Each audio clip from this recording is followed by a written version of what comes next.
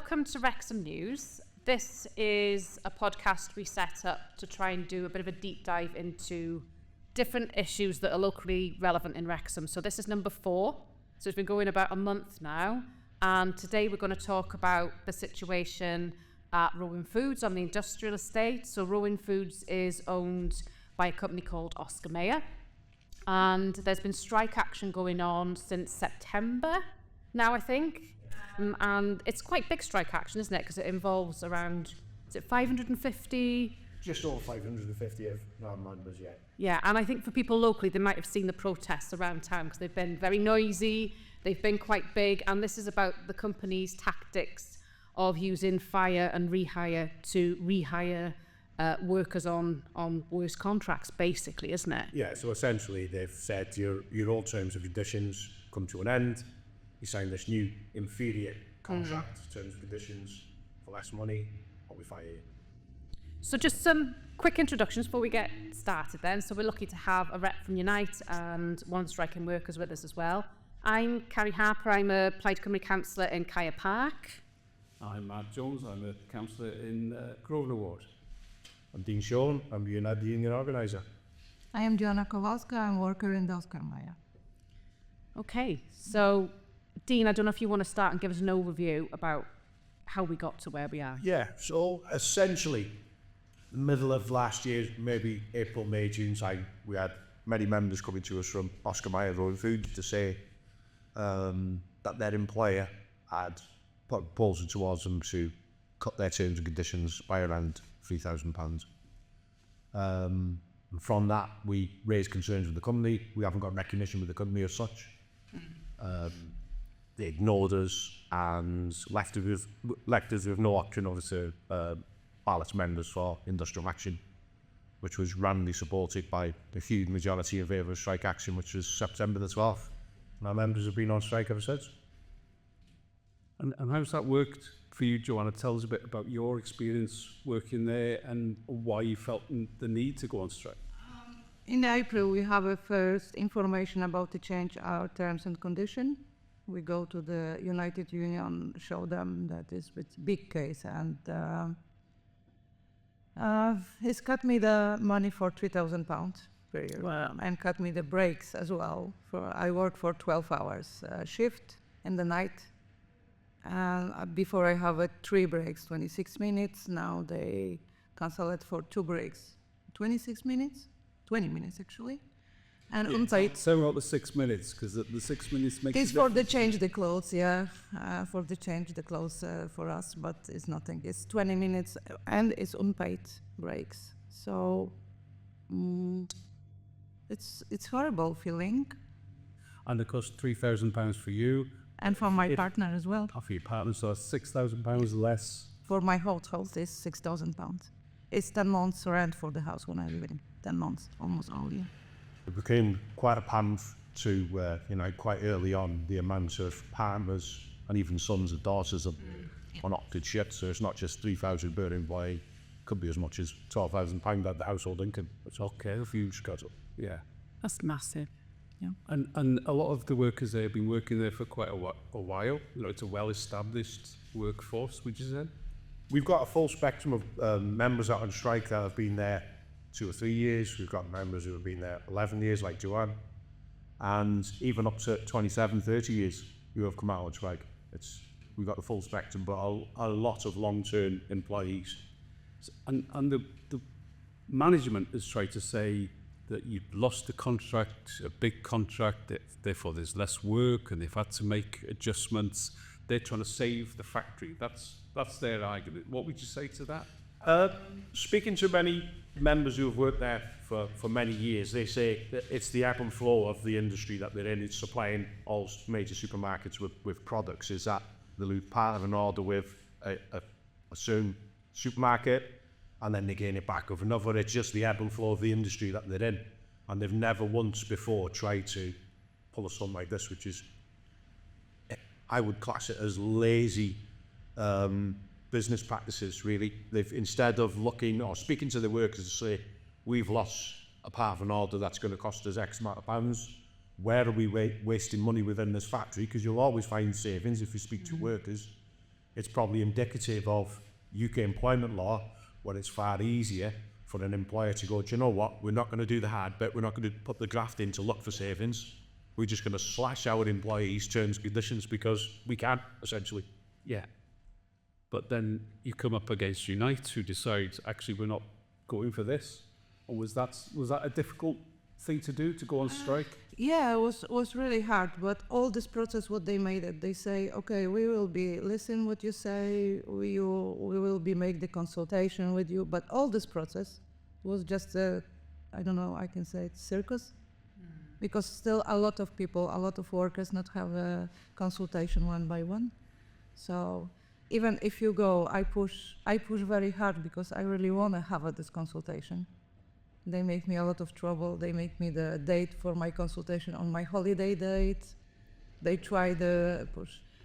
But even if you was on this consultation, finally, they don't want to listen to you. They not give you the answer. We ask about our holiday, our payments, our everything, and they, oh, we don't know. We need to check. We tell you later.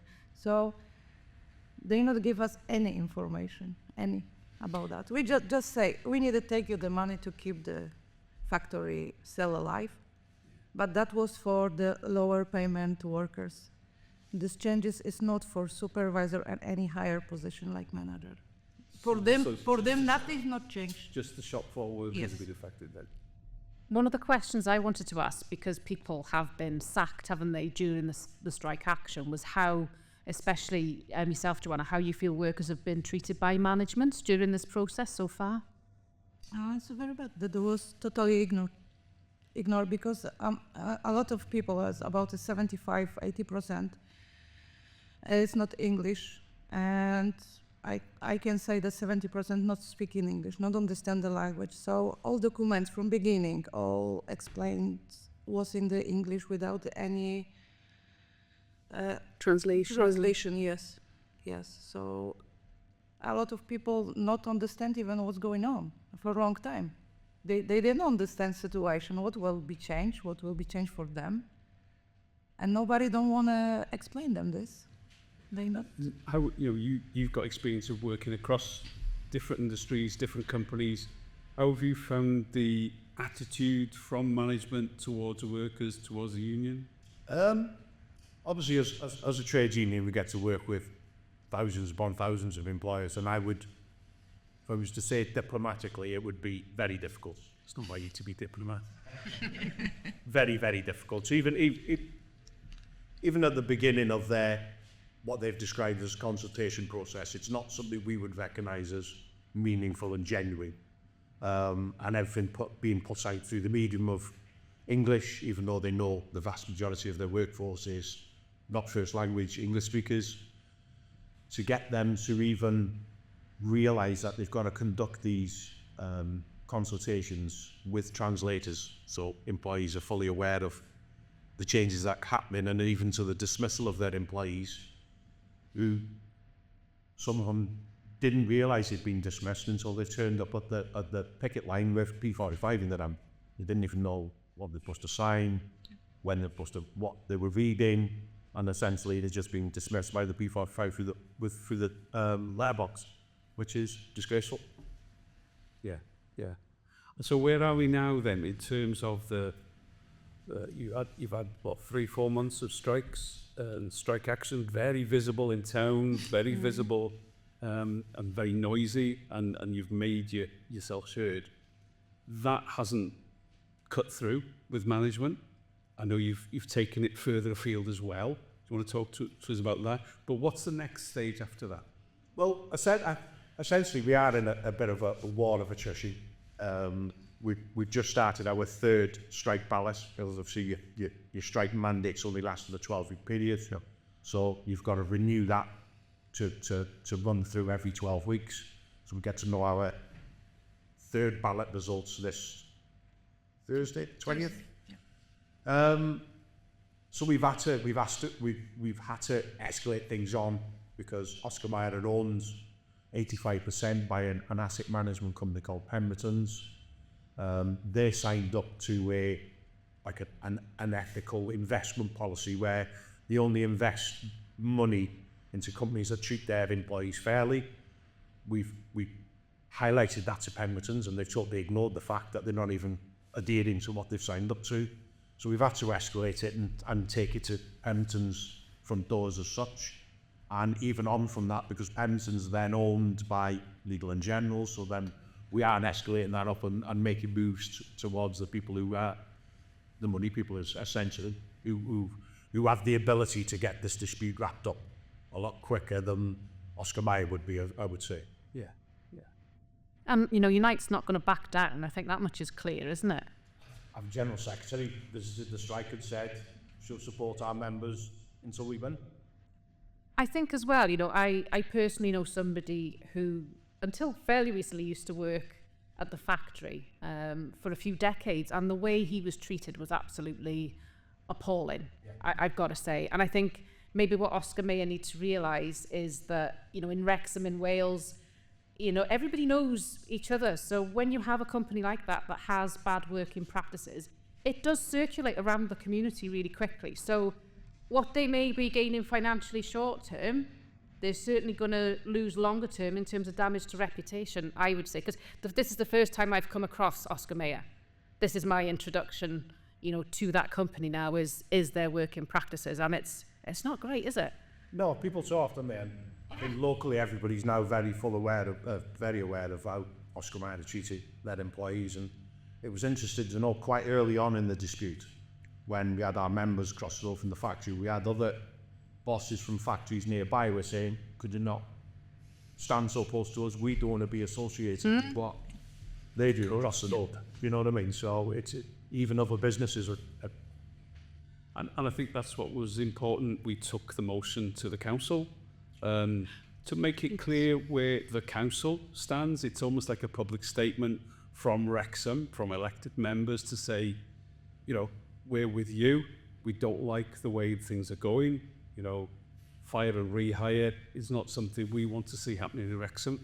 And I think, I don't know, did that make a difference to you as a workforce in terms of Unite's feeling? How did Yeah, I think yes, because, you know, a lot of people live here, in Wrexham. They pay the council tax, they live here, they spend the money here. And for them, the support from Wrexham Council was really important. I remember when we going out and everyone was group of waiting for the result, and they was really exciting and say, this is what we fight, and we have a support for the council as well, so they are with us. Yeah, it was greatly appreciated by us as the union, but it was quite noteworthy that a lot of members really appreciated it, and in terms of they didn't feel as if it's just them and the union that are against the employer. It's actually the community, the councillors that are backing them. Yeah, well, that was the point of it, really. It was to make clear that there was solidarity there. I guess the question now is, what next? Where are we? You know, there's talk about more strike action. Where are we in terms of discussions, and how hopeful are you of getting a result? It's taken a long time. It's taken a lot longer than what we anticipated to actually sit down with the company to talk about the dispute. And I think we're on about a second meeting with them with the involvement of ACAS. And as of Friday last week, we sat down with the company, and in the 11th hour when we believed, so we have been open and transparent from the beginning of the dispute of what our demands are, what we want. In the 11th hour when we felt we got to a point where we were able to put something to the members, the managing director scuppered that in the 11th hour, which brought the meeting to a complete halt,